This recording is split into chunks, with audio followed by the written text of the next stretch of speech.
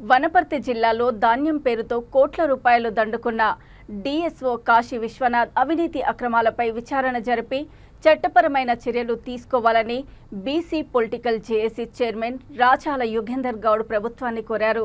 Hyderabad Basheerbagh press క్లబ్లో ఏర్పాటు చేసిన మీడియా సమావేశంలో రాచాల మాట్లాడుతూ కాశీ విశ్వనాథ్ వనపర్తి డిఎస్ఓగా బాధ్యతలు చేపట్టినప్పటి నుంచే అవినీతి అక్రమాలకు పాల్పడ్డారని, జిల్లాలో దాదాపు 40 మిల్లులకు అర్హత ఉన్న తప్పుడు సమాచారంతో పక్క జిల్లాలకు ధాన్యం కేటాయించి తన కార్యాలయంలో పనిచేసే అవుట్సోర్సింగ్ ఉద్యోగి బంధువుల అకౌంట్లకి డబ్బులు వేయించుకున్నారని ఆరోపించారు. అవినీతికి సంబంధించిన అన్ని ఆధారాలు తమ దగ్గర ఉన్నాయని ఉన్నతాధికారులకు ఫిర్యాదు చేయనున్నట్లు తెలిపారు. ఇంటెలిజెన్స్ వారికి కూడా నమస్కారం తెలియజేస్తా ఉన్నాం.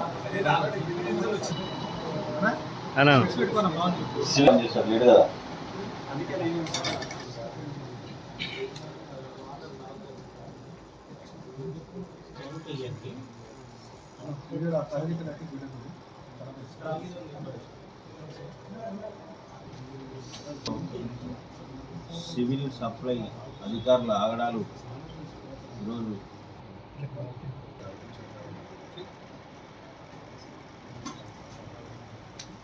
జిల్లా కలెక్టర్ గారికి ఎన్ని ఫిర్యాదులు పరిష్కరించే పరిస్థితి కనిపిస్తలేదు.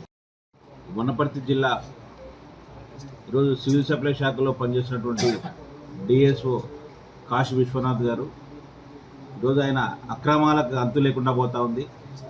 మళ్ళీ ప్రస్తుతం డిప్యుటేషన్ పైన వచ్చినట్టు సమాచారం హెడ్ ఆఫీస్కి.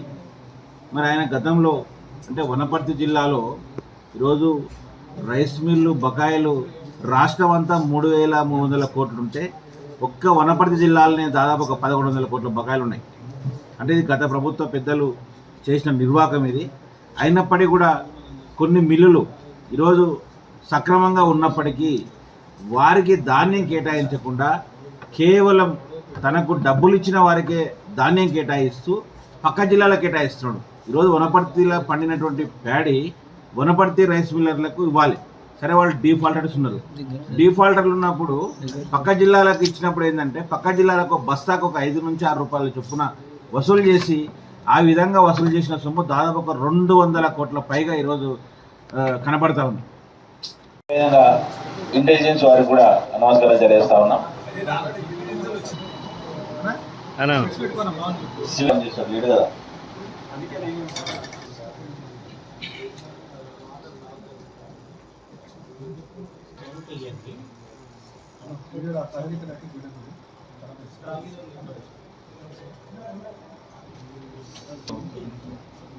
సివిల్ సప్లై అధికారుల ఆగడాలు ఈరోజు